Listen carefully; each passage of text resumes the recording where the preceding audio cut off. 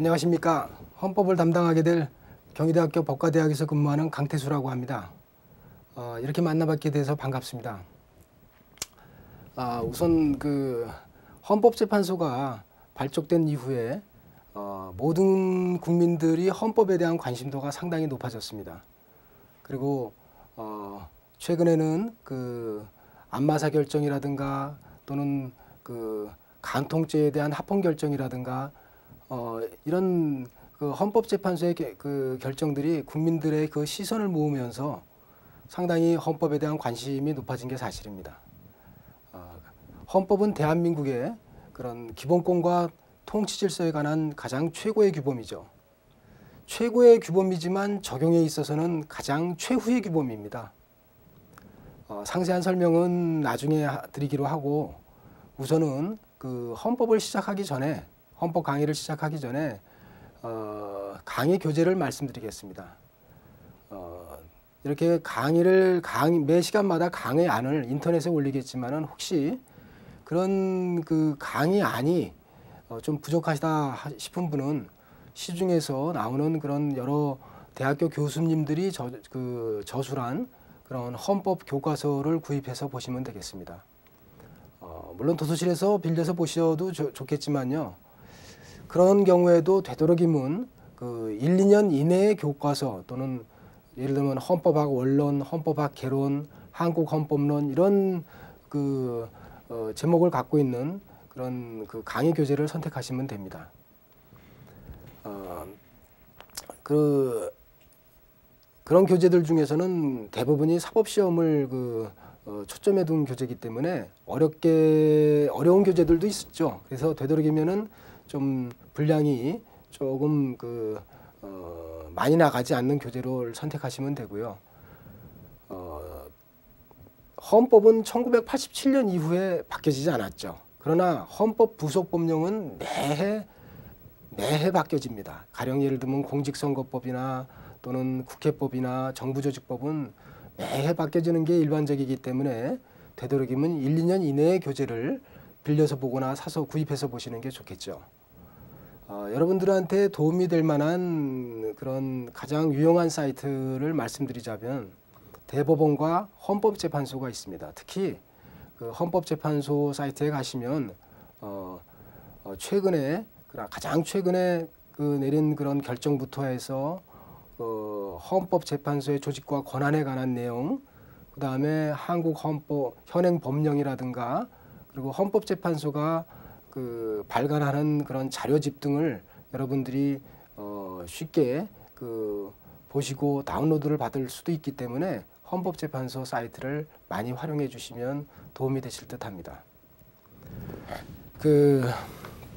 헌법을 시작하면서 우선 가장 일반적으로 이제 헌법의 개념부터 얘기하는데 헌법의 개념은 다양하게 또 이해가 되고 있습니다. 그래서 가장 쉽게 이해하시려면은 우리 한국 헌법 전문을 보면은 전체 헌법전을 보면 전문과 제1장 총괄과 제2장 국민의 자유와 권리, 그다음에 제3장부터는 각종 국가기관인 그런 국회, 정부, 사법부, 헌법재판소 이런 식으로 편제가 돼 있어서 제10장 헌법 개정까지 나와 있죠. 그다음에 부칙 조항. 그래서 전문과 총 130개의 조항 그리고 부칙까지 포함하면 헌법이야말로 헌법전이야말로 가장 짧은 그런 법규범 중에 하나입니다. 그렇게 상당히 추상적이고 그리고 짧은 이런 내용으로 되어 있는 헌법이 상당히 다양한 해석이 가능하기 때문에 오히려 일반 사람들이 헌법을 이해하는데 어려움이 있는 듯합니다. 그래서 이 강의를 통해서 그런 전문과 130개의 조항으로 되어 있는 헌법을 어떻게 하면은 체계적으로 이해하고 구체적인 헌법 분쟁에 적용할 수 있을지 그런 능력을 제고하는 데 도움이 되었으면 합니다. 이 헌법을 가리키는 개념은 다양하게 말씀드렸지만은 다양하게 있지만 우선 헌법의 어휘 자체는 영어의 그런 constitution이나 독일의 페어파숭이라는 그런 단어에서 보듯이 국가의 구조, 조직 또는 체계 등을 의미하는 체계의 의미로 이제 사용되었습니다.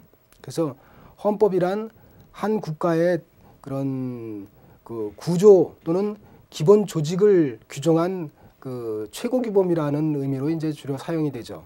이런 헌법이란 개념은 그 근대 일본과 그런 중국에서 헌법, 법 중의 법이다라는 의미에서 헌법이라는 개념을 사용한 이래로 우리나라에서는 상해 임시정부, 1919년 상해 임시정부 헌법이라는 용어에서 처음 나타나기 시작했습니다.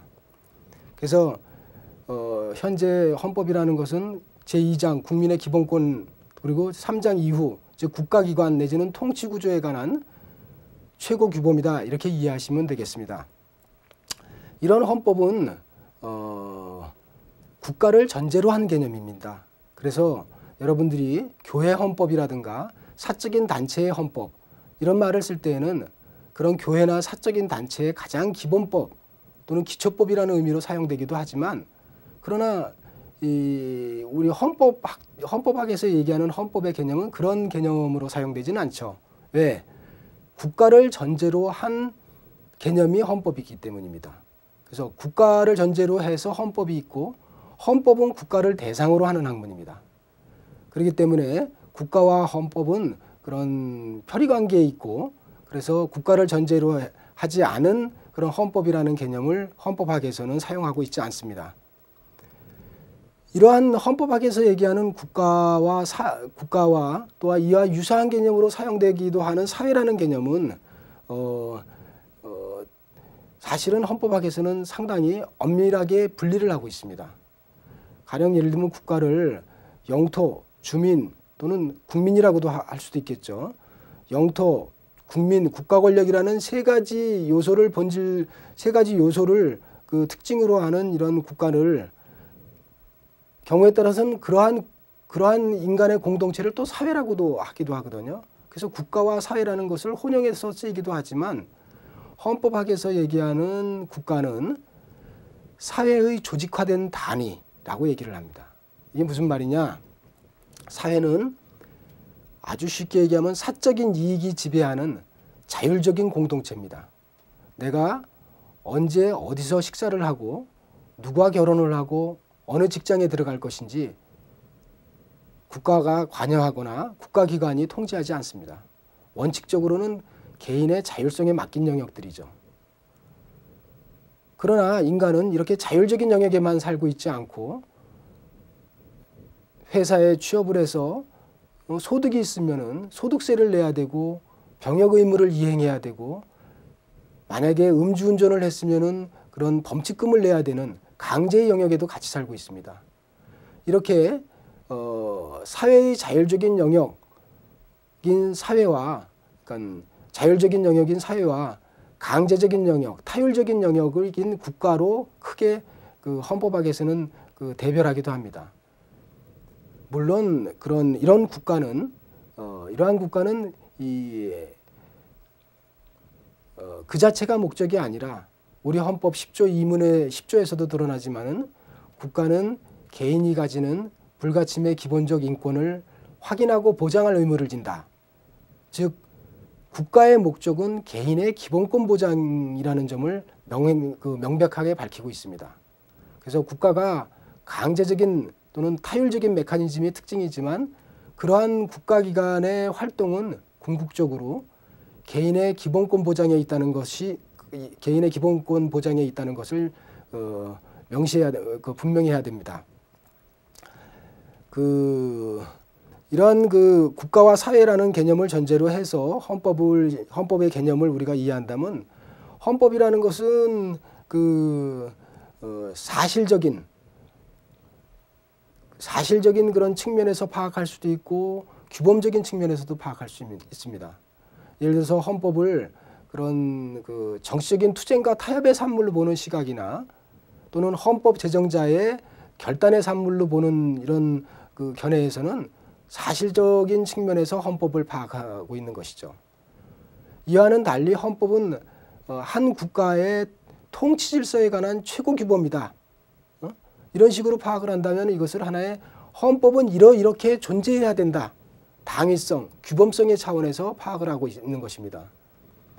헌법은 그 사회 현실과 동떨어서 존재할 수도 없지만 헌법은 사회 현실을 그대로 기술하지도 않습니다. 쉽게 얘기하면 정치적으로 예를 들어 갖고 정치적인 분쟁이 있다든가, 예를 들면 국회에서 날치기 통과를 해서 법률을 통과시켰다든가 그런 경우에 헌법재판소는 일정하게 헌법에 관한 그런 그 해석을 유권적으로 내려주고 있고 그러한 분쟁을 종국적으로 종식시켜 줍니다. 그래서 사회 현실에 대해서 조종하고 통제하는 이런 규범적인 그런 기능도 가지고 있기 때문에 이 헌법의 사실성과 규범성은 헌법 개념의 두 가지 측면 중에 하나이죠. 헌법 개념에서 여러분들이 가장 중요하게 파악해야 될 의미가 소위 역사적인 발전 과정에 따라서 고유한 의미의 헌법, 근대 입헌주의적 헌법, 현대 사회국가적 헌법이라는 그런 세 가지 그런 개념입니다. 사실은 법학에서 가장 먼저 탄생하기 시작하는 것이 형법, 남 살인을 하지 말고 남의 물건을 훔치지 말라는 이런 형법이나 또는 사적 자치의 원리에 의해서 사인 상호 간의 그런 계약이라든가 불법의 행위를 규율한 이런 민법 규정이야말로 가장 오래된 규범이죠. 거의 뭐 수천 년 이상을 인류의 역사와 같이 한 이런 형법이나 민법과는 달리 헌법의 역사는 실질적으로는 한 200년밖에 되지 않습니다.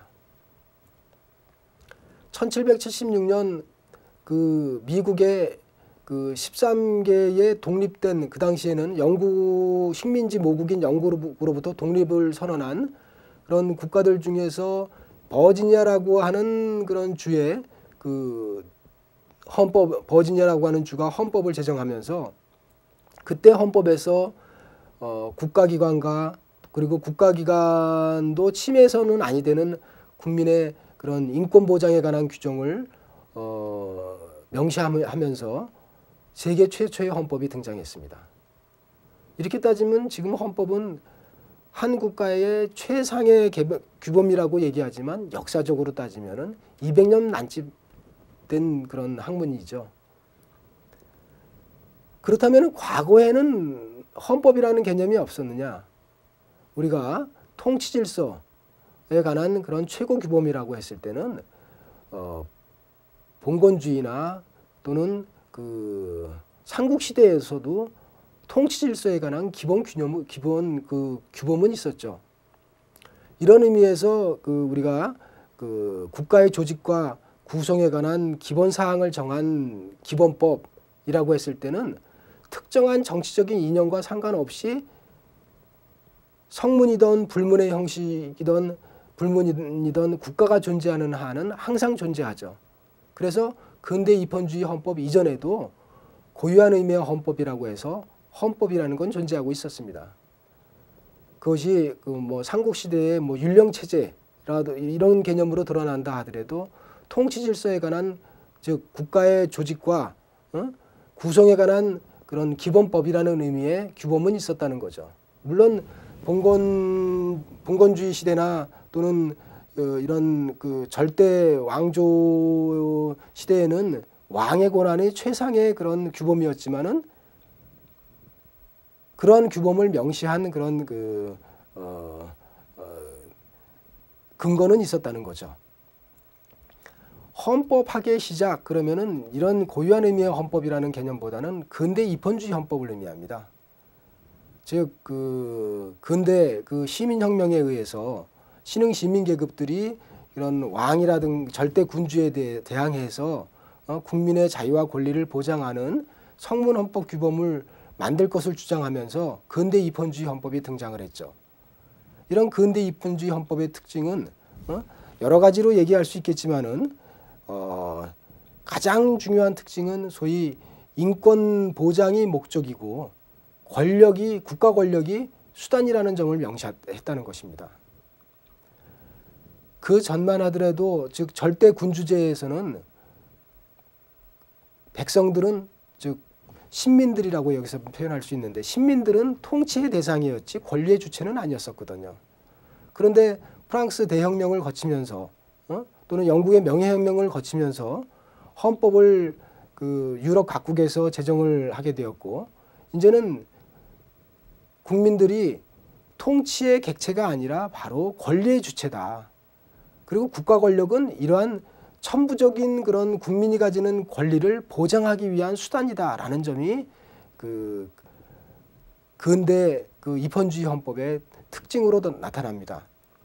이때 가령 예를 들면 그 미국의 그런 그 헌법이라든가 프랑스의 1791년의 헌법이라든가 이런 헌법들의 특징은 그 인권 보장이라는 그런 특성을 가지고 있지만은 이때의 인권 보장도 자유권 중심의 인권 보장이었고 사실상 평등권을 규정하고 있었지만 법 앞의 평등만 얘기했었지 실질적으로 사회 구조적인 불평등 문제를 해결하는 그런 평등권 보장은 규정을 하지 못하고 있었습니다.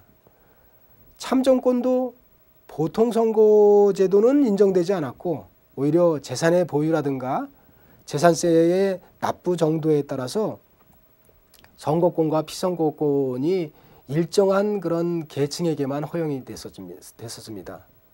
당연히 여성이라든가 흑인의 선거권과 피선거권은 인정되지 않았죠. 여성의 그런 선거권은 20세기나 들어와서 비로소 인정이 된 영역입니다. 근대 입헌주의 헌법의 특징은 또 하나의 마지막 하나의 특징이라고 할 때는 인권 보장의 특징 중에 하나가 바로 그 인권을 보장하면서 이런 인권을 보장하지 않는 정부, 국가에 대하여는 우리가 프랑스 인권선언이나 미국의 독립선언에서도 보지만 저항권을 명시했다는 점이 또한 그 인권 보장이라고 하는 특징 중에 하나입니다. 이 외에도 근대 입헌주의 헌법은 이 국가 권력을 국민의 자유와 권리를 보호하기 위해서는 국가 권력을 분리를 시켜놔야 된다는 권력 분립의 원칙이라든가 그리고 이런 권력 분립의 원칙과 함께 국민이 주권자라고 하는 즉 군주 주권에서 국민 주권으로 나아가는 그런 길을 헌법에 명시를 해놨다든가 또는 이러한 그 내용들을 누구도 다툴 수 없게 분명히 밝히려고 하면은 문서로 만들어야 되거든요. 그렇기 때문에 이런 인권 보장이나 권력 분립 등을 담고 있는 그런 내용을 그 하나의 통일된 헌법전으로 만들기 시작했습니다. 이것을 우리는 그 성문 헌법이라고 하고 근대 입헌주의 헌법의 특징 중에 하나가 바로 성문 헌법주의입니다. 또한 이런 성문 헌법은 만들어진 성문 헌법은 쉽게 바뀌어서는 아니 되기 때문에 그 쉽게 바뀌어서 안 되니까는 그 개정을 어렵게 할 수밖에 없죠. 그래서 딱딱할 경자를 써서 경성헌법 이라는 그런 특징을 가지고 있다고 얘기합니다. 이런 근대 입헌주의 헌법은 상당히 국민의 자유와 권리를 신장시킨 점에서는 이론의 여지가 없습니다.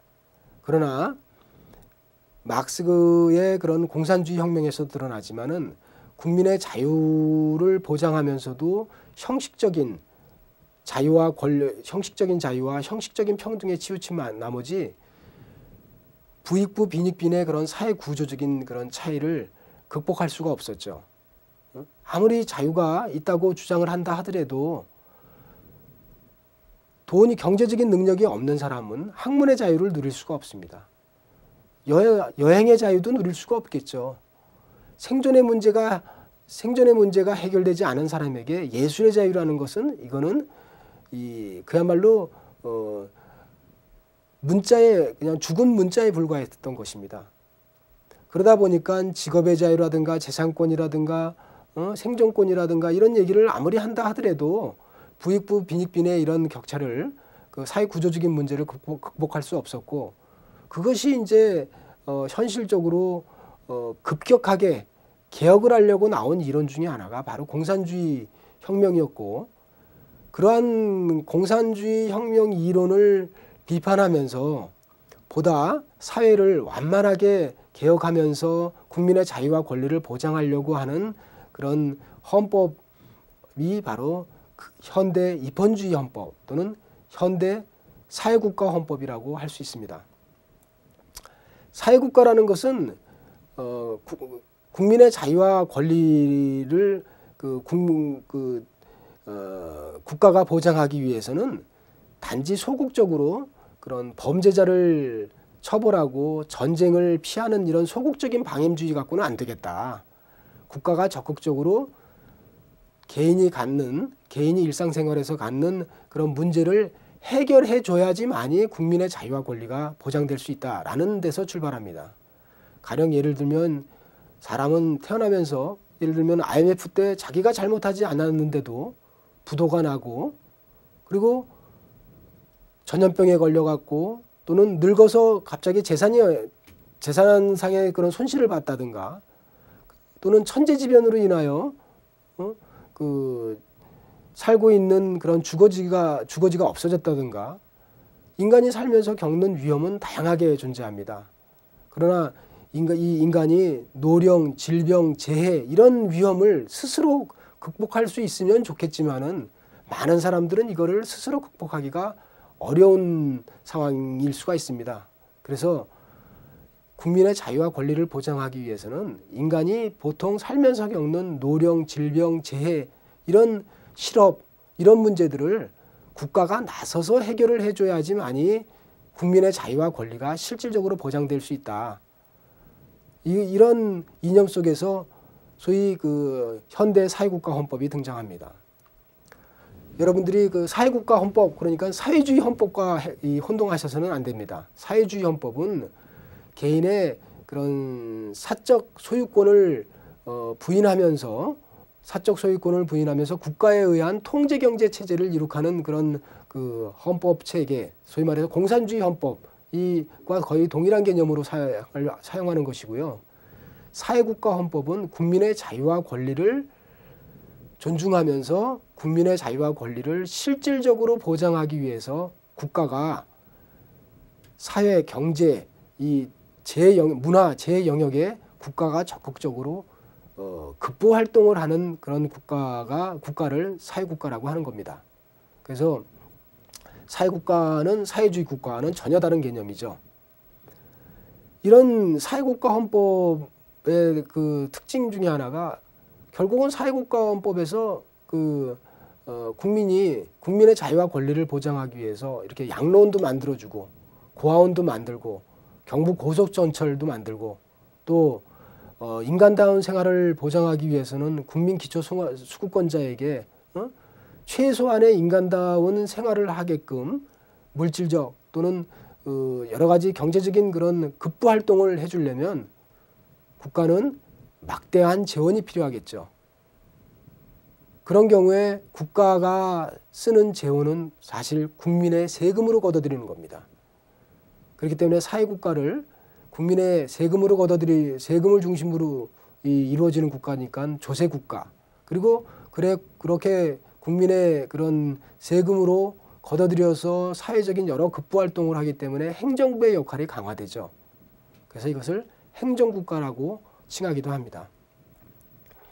이런 현대 입헌주의 헌법 또는 현대 사회국가 헌법의 가장 중요한 특징은 국민의 자유와 권리를 실질적으로 보장하기 위해서는 부익부 빈익빈의 이런 구조를 타파해야 되고 사회 경제적인 약자의 지위를 올려야 되겠다라는 점에서 사회적 기본권의 발전이 대표적인 특징입니다. 가령 예를 들면은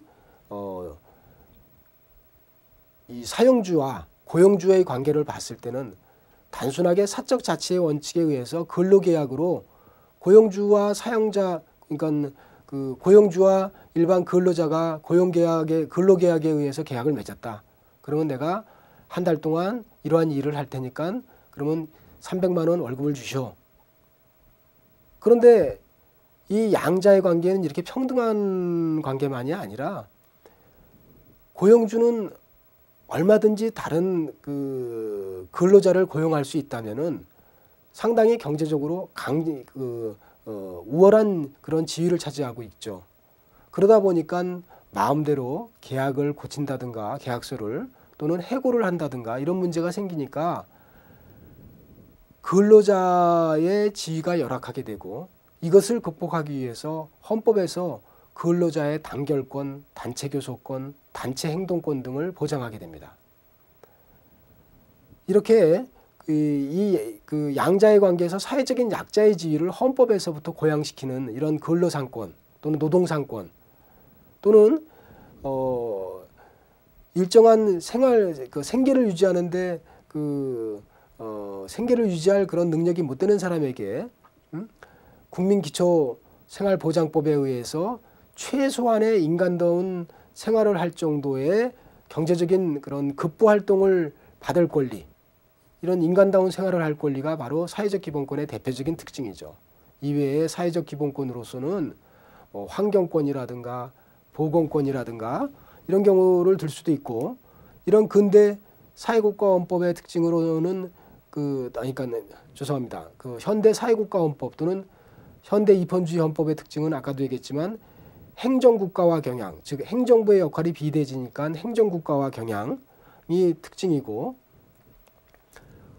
권력분립주의도 현대 사회국가에서는 그 정당을 중심으로 권력 융화 현상을 막기 위해서는 기능적 권력분립론으로 변화하는 것을 볼 수 있습니다. 이거는 국가기관론 또는 통치조직에서 권력분립을 하면서 상세하게 설명을 드리도록 하겠습니다. 그 다음에 사회국가헌법의 그런 현대 입헌주의 헌법의 특징 중에 하나는 정당의 힘이 강해지니까, 예를 들면 이명박 대통령은 한나라당에 소속돼 있고 한나라당이 국회의석의 다수 의석을 차지하고 있습니다. 그러다 보니까 입법부와 집행부 상호 간의 권력의 견제와 균형이 이루어지기보다는 한나라당을 중심으로 권력이 융화되는 현상을 볼 수 있죠. 이거는 지금 현재의 지금 정권의 특징뿐만 아니라 예전에도 이러한 특징이 바로 현대 사회국가헌법의 특징이라는 걸 알 수가 있죠. 그러다 보니까는 이런 정당 국가화 경향에 맞추어서 야당의 권한을 오히려 더 강화시켜주는, 즉 여당과 야당의 그런 권력 분립, 이런 측면이 강화된다는 거죠. 현대 사회국가헌법의 다른 특징으로는 그런 대표적으로 헌법재판제도가 있습니다. 국민의 자유와 권리를 보장해 주리라고 믿었었던 이 국회가 오히려 국민의 자유와 권리를 침해하는 법률을 만들 수도 있거든요. 그렇기 때문에 그렇게 만든 법률에 대해서 최종적으로 무효 결정을 내려줄 수 있는 이런 위헌법률 심판이라든가, 또는 국민의 자유와 권리를 침해하는 그런 법률이나 국가 공권력의 행사 불행사에 대하여 최종적으로 국민의 기본권을 구제해주는 이런 헌법소원 제도, 이런 제도들은 국민의 자유와 권리를 최종적으로 보호하는 보루이죠. 이런 위헌법률 심판이나 헌법소원을 포함한 이런 헌법재판제도는 현재 2차 대전 전만 해더라도 전 세계적으로 두세 개의 국가만 채택하고 있는 제도였지만은 현재 21세기에 와서는 전 세계적으로 80개가 넘는 나라가 헌법재판제도를 도입하고 있습니다. 그래서 현대 사회국가헌법의 특징이라고 할 수 있고, 마지막으로 현대 사회국가는 국제적인 그런 인권에 대한 관심과 국제적인 그런 공조체제가 아주 강조가 되는 시기라고 할 수 있습니다. 그래서 국제평화주의와 함께 국제적인 인권의 그런 비약적인 발전을 일으켰다는 게 특징 중에 하나이죠. 이거는 기본권론에서 다시 한번 거론을 하겠습니다. 그래서 우리가 역사적인 그런 발전 과정에 따르면 고전적 의미의 헌법, 근대 입헌주의 헌법, 현대 사회국가 헌법 또는 현대 입헌주의 헌법으로 그런 개념을 헌법의 그런 개념을 잡을 수가 있고요. 이런 측면에서는 여러분들이 현대 사회국가 헌법의 특징이 가장 우리가 헌법의 개념이라고 얘기했을 때 가장 이념형적으로 현대 사회국가 헌법이 적절하게 우리 헌법을 표현하는 내용이라고 할 수 있습니다. 헌법을 이렇게 역사적인 발전 과정에 따라서 그 개념을 잡기도 하지만은 여러분들한테 또 이해 못지않게 중요한 헌법 개념 중에 하나가 형식적인 의미의 헌법과 실질적인 의미의 헌법입니다. 많은 사람들이 좀 이해하기가 쉽지 않을 수도 있는 게, 야, 저 헌법은 민법이나 형법에 비하면은 조항 수도 제일 작고 이해하기도 평이하게, 예를 들면은 모든 국민은 양심의 자유를 가진다. 모든 사람은 인간으로서의 존엄과 가치 및 행복 추구권을 가진다. 아주 쉽게, 그리고 아주 평이한 용어로서 그것도 가장 짧은 130개 조항에 걸쳐 있기 때문에 헌법을 이렇게 배울 필요가 있는가 하는데 좀 의아심을 갖기도 합니다. 사실은 지금 30강 강의라고 하지만 이거는 대학교에서 3학기 강의입니다. 즉 헌법 총론과 기본권론 그리고 통치구조론 해서 보통 일주일에 3시간 내지는 4시간 강의를 한다면은 보통 15주 강의로 해서 3학기 동안 강의할 거를 지금 이 30시간에 이제 끝내는 게 지금 저희 강의의 일정인데요. 그러다 보니까는 강의가 조금 빨리 진행이 되는 측면도 있을 겁니다. 그러나 헌법의 대상은 지금 헌법 130개 조항에 국한된 게 아닙니다. 우리가 여러분들이 헌법전을 펼쳐보면은 이것을 우리가 형식적인 의미의 헌법이라고 합니다. 즉, 그 형식적인 의미의 헌법이라는 것은 그 내용은 불문하고 통일적인 헌법전의 형식을 갖추고 있는 것을 말합니다. 그렇다면은 우리 대한민국의 현행 헌법전을 의미하는 개념인데, 즉 대한민국의 현행 헌법전은 제헌헌법 이후에 1987년까지 9차례나 개정되어서 지금 현재 대한민국에서 유효하게 실효성이 있게 적용되는 법규범이죠. 그렇기 때문에 지금 헌법 1조 대한민국은 민주공화국이다. 이거는 누구나 다 읽을 수 있어요. 헌법 10조 인간의 존엄과 가치, 행복추구권, 이거는 바로 지금 헌법전에서 여러분들이 확인해 볼 수 있습니다. 그래서 지금 현행 통일적인 그런 헌법전으로 나타나 있는 것을 우리가 형식적인 의미의 헌법이라고 하는데, 왜 실질적인 의미의 헌법이 중요하느냐 하면은 처음에 말씀드렸지만은 헌법을 기본권과 통치 구조에 관한 최상의 법규범이다 라고 했을 때는 이런 기본권과 통치 구조, 즉 통치 질서에 관한 그런 내용은 형식적인 의미의 헌법전에만 국한되어 있지 않습니다. 가령 예를 들면은 형식적인 의미의 헌법전뿐만 아니라 예를 들어서 정부조직법, 국회법, 헌법재판소법, 이건 다 통치기관에 관한 그런 규범들이거든요. 또는 선거법, 공직선거법이죠. 공직선거법, 국민투표법, 정당법, 또는 국적법, 이런 것들은 다 기본권과 통치 질서의 통치 조직에 관한 그런 내용들이기 때문에 실질적인 의미의 헌법이라고 얘기를 할 수 있습니다. 형식적인 의미의 헌법의 대부분은 실질적인 의미의 헌법입니다. 그러나 형식적인 의미의 헌법전에 있는 내용 중에서는 기본권과 통치기관에 관한 본질적인 내용을 규율하지 않은 것도 있을 수 있죠. 가령 예를 들면은 스위스 헌법 중에서 마취당하지 않은 동물은 도살당하지 아니한다. 이런 동물 보호에 관한 조항은 실제로 이거는 기본권이라든가 통치구조와는 전혀 관계가 없는 내용들이거든요. 그렇기 때문에 우리나라 헌법에도 이런 내용들이 있어요. 전직 대통령 예우에 관해서는 법률로 정한다. 이런 것들은 기본권과 통치기관에 관한 직접적인 내용이 아니기 때문에 실질적인 의미의 헌법은 아닌 것이죠.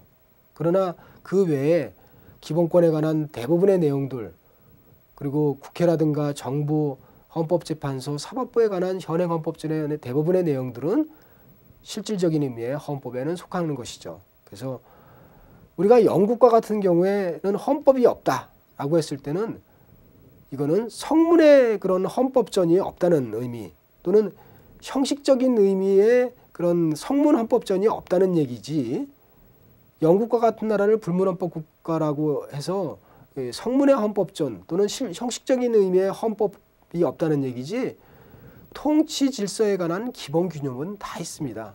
그래서 영국과 같은 불문헌법 국가도 실질적인 의미의 헌법은 가지고 있는 것이죠.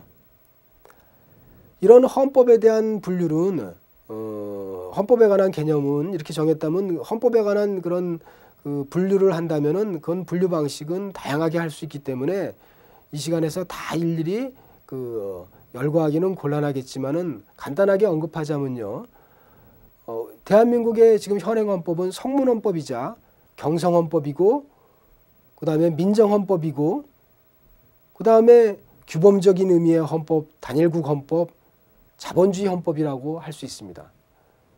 예를 들면 그 헌법의 존재 형식을 대한민국 헌법처럼 일정하게 헌법 제정 절차를 거쳐서 통일적인 헌법전을 갖고 있다면 이것을 성문헌법이라고 하고, 영국이나 이스라엘처럼 통일적인 헌법전을 가지고 있지 않은 국가를 우리는 불문헌법 국가, 그리고 그러한 헌법을 불문헌법이라고 얘기를 합니다. 그러니까 대한민국과 같은 경우에는, 우리나라와 같은 경우에는 87년에 개정된 통일적인 헌법전을 가지고 있으니까 성문헌법 국가라고 할 수 있겠습니다. 개정 방식에 따르면은 헌법을 어렵게 개정하게끔 하느냐, 아니면 일반 법률과 마찬가지로 쉽게 일반 법률 개정 절차와 같이 이루어지느냐에 따라서 경성헌법이냐 연성헌법이냐, 딱딱할 경자와 부드러울 연자를 써서 경성 연성으로 나누지만, 우리나라는 헌법 개정을 하려면은 국회의 의결을 거쳐서 국민투표로 결정이 되기 때문에 경성헌법이라고 얘기할 수 있죠. 재정 주체에 따라서는 임금이, 즉 왕이 만든 흠정헌법, 또는 왕과 백성 국민들이 함께 만든 국민협약헌법, 또는 국민들의 의사에 기해서 만든 그런 민정헌법, 이런 식으로 분류하는데, 우리나라 같은 경우에는 여하튼 건국헌법과 같은 경우에 있어서는 국민이 재헌의회 의원을 선출해서 이런 민주적인 정당성을 부여받은 재헌의회 의원들이 헌법을 제정해서 공포를 했기 때문에 우리나라 헌법은 민정헌법에 속한다고 볼 수 있습니다. 그 다음에 그런 분류 방식으로 본다면은, 현대적 분류 방식으로 독창적인 헌법이냐 모방적인 헌법이냐, 또는 헌법 규범과 정치적인 그런 현실의 일치 여부에 따라서 규범적 헌법이냐 명목적 헌법이냐 장식적 헌법이냐 이렇게 분류하기도 합니다. 즉 헌법이 사회 현실을 조종하고 통제하고, 그리고 국민들이 헌법의 효력을 믿으면서 헌법을 준수하고자 할 때는 이거는 규범적인 의미의 헌법이라고 할 테고요. 그게 아니라 헌법은 정치적인 장식품에 불과하고 실질적으로 전혀 아무 현실을 조종하고 통제하는 그런 내용이 없다면, 즉 예를 들어서 헌법에 관한 다툼이 있는데도 불구하고 헌법 규범이 그 구체적인 현실적인 분쟁을 해결하는데 전혀 규범력을 발휘하고 있지 않다면, 그 헌법은 겉으로는 민주주의를 표방하고 있거나 또는 국민의 기본권 보장을 표방하고 있으면서도 실질적으로는 전혀 헌법이 담고 있는 그런 내용을 실행하고 있지 못하기 때문에 장식적인 의미의 헌법이라고 할 겁니다. 이런 장식적인 의미의 헌법은 특히 독재 정권에서 많이 볼 수 있죠.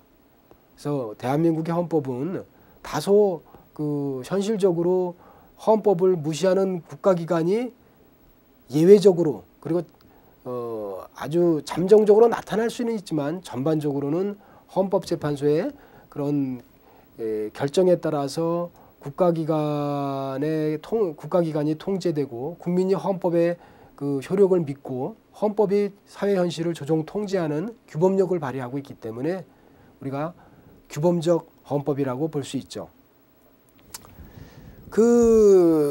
나머지 그런 헌법의 그런 구분은 연방국이냐 단일국이냐 자본주의냐 사회주의 헌법이냐 이런 구분은 또 있기 때문에 그거는 학자들에 따라서 얼마든지 나눌 수 있습니다. 그래서 이거를 다 설명할 필요는 없을 듯 하고요. 헌법재판소의 결정에 따라서 요새 헌법의 법원에 대해서, 특히 관습헌법에 대해서 상당히 학계의 논란이 많아서 헌법의 법원 문제를 간략하게 언급을 하겠습니다. 그러니까 헌법의 법원이라는 것은 헌법적 분쟁이 있는 경우에 이를 해결하기 위한 기준으로서 이 헌법의 존재 형식을 의미합니다. 그러니까 예를 들면 헌법이 분쟁이 있는 경우에 그 분쟁을 해결하기 위한 기준을 어디에서 찾을 거냐. 가장 일차적인 기준은 우리가 이론의 여지 없이 대한민국 헌법전이죠. 누구나 읽을 수 있고 객관적으로 검증이 가능한 성문의 헌법전을 가지고 있습니다. 그러나 성문의 헌법전이 헌법적인 분쟁을 해결하는 그 헌법의 제1차적인 존재 형식이지만 이런 성문의 헌법전만이 헌법의 존재 형식이 아니라 이 성문의 헌법전에서는 눈에 보이지 않는 각종 헌법의 기본 원리를 이끌어내고 있습니다. 이것을 헌법의 기본 원칙이라고 하는데, 가령 예를 들면은 민주주의, 법치국가, 사회국가, 문화국가 원리와 같은 헌법의 기본 원칙은 헌법에 명시되어 있지 않습니다. 그런데 헌법재판소나 모든 헌법학자들은 최소한의 그 범위에 대해서 논란의 여지는 있지만 민주주의, 법치국가, 사회국가, 문화국가 원리에 대해서는 우리 헌법을 해석하는데 가장 지침이 되는 헌법 원리라는 점에서는 다툼이 없는 정도입니다.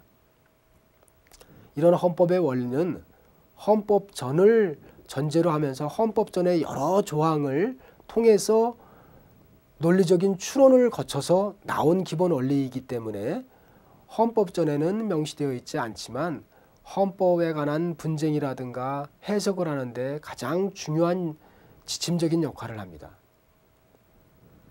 헌법전과 헌법의 기본 원칙 외에 구체적인 헌법 문제를 해결하는 데 가장 도움이 되는 것은 헌법재판소의 판례죠. 즉 헌법재판소가 내린 결정입니다. 이 헌법재판소가 내린 결정은 헌법을 해석하는 데 가장 중요한 그런 지침이 되기 때문에, 기준이 되기 때문에, 그래서 헌법 교과서를 읽으면서도 또는 강의안을 읽으면서도 여러분들께서는 중요한 헌법재판소의 결정은 최소한 결정 주문이라도 읽어보시면 큰 도움이 되실 겁니다.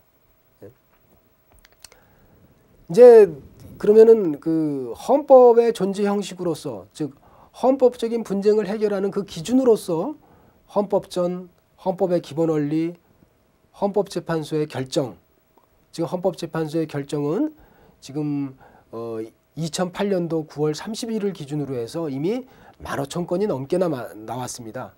이 15,000건이 넘게 나왔기 때문에 상당히 많은 영역에 있어서는 중요한 결정이 내려진 셈이죠.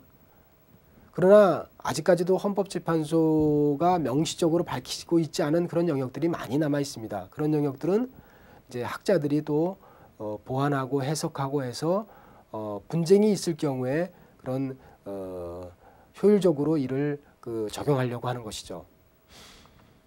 가장 이제 헌법재판소는 그 인정한 헌법의 법원이지만 많은 학자들이 비판한 그런 사례 중에 하나가 바로 관습헌법입니다.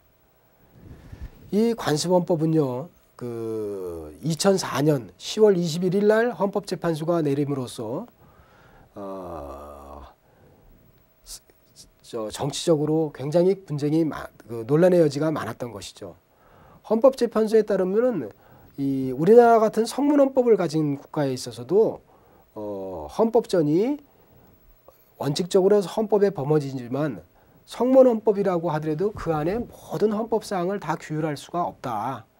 따라서 헌법에 명시되어 있지 않지만은 오랜 세월을 거쳐서 국민의 그런 법적인 신뢰를 얻어서 규범적인 효력을 발휘하고 있는 그런 불문의 관습헌법이 있다고 하는 것을 인정했습니다.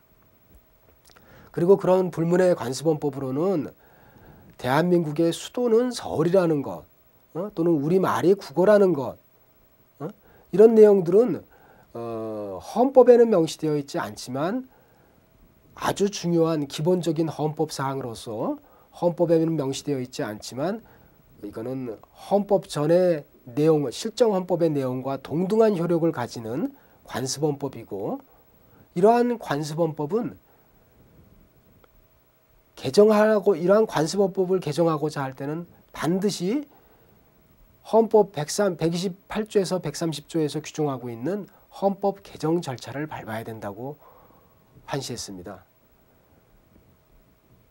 이 관습헌법에 관해서는 상당히 이제 사회적으로 이 여론이 대립적인 그런 형태를 띨 수밖에 없었던 것이요. 노무현 대통령이 새천년 민주당 후보로서 2002년에 이미 대통령 공약으로 수도권 집중 억제와 낙후된 지역 경제를 해결하기 위해서 이 행정 수도를 충청권으로 옮기겠다라는 발표를 했었고요. 2003년 12월 29일에 국회 본회의는 전체 투표의원 194인 중 찬성 167인으로 이 신행정수도 건설을 위한 특별조치법안을 통과시켰습니다. 즉 투표에 참가한 3분의 2 이상의 국회의원들이 찬성표를 던진 법안이었죠. 이 법안에 대해서 이 법률이 국민의 그런 국민투표권이라든가 또는 공무단임권, 직업선택의 자유, 거주 이전의 자유, 이런 제반 기본권을 침해했다고 헌법소원을 제기를 해서 2004년에 헌법재판소는 이 법률이 소위 관습헌법에 속하는 대한민국의 수도는 서울이라고 하는 것을 개정하는 절차를 밟지 않아서 국민투표권을 침해했다고 위헌 결정을 내렸습니다. 이런 헌재 헌법재판소의 결정은 사회적으로 상당히 큰 파급 효과를 미쳤었죠. 찬반 양론이 비등했었고요. 헌법학자들도 역시 찬반 양론을 펼치는 학자군으로 상당히 많이 의견이 갈렸었습니다. 물론 저도 헌법학자이기 때문에 여기서 어떤 의견을 둘 중에 어떤 의견을 밝힐 수밖에는 없겠지만은 저 역시도 관습헌법이라는 것은 이 성문헌법 국가에서는 잘 인정하기가, 논거로서 인정하기가 상당히 어려운 측면이 있었고요. 또 헌법재판소가 오히려 정치규범인 헌법을 판단하면서 정치 기관화되어지 않았나 하는 그런 아쉬움이 남기는 하지만 상세한 그런 관습헌법에 관한 내용은 여러분들이 교과서를 참조해 주시기 바랍니다. 자, 그래서 학계에서의 그런 논란의 이 프랑스에서 도입된 관습헌법론을 과연 우리나라에서 그대로 받아들이느냐 하는데 비판의 목소리도 있다고 했지만요. 여하튼 헌법재판소의 견해에 따르면 헌법의 법원으로서는 성문헌법전, 그 다음에 헌법의 기본 원리, 그 다음에 헌법재판소의 결정, 그리고 관습헌법론. 그러나 관습헌법론에 대해서는 비판하는 목소리가 많다고 얘기를 했었죠. 또한 최종적으로 헌법재판소의 결정도 상당히 고정된 내용을 가지고 있는 건 아닙니다.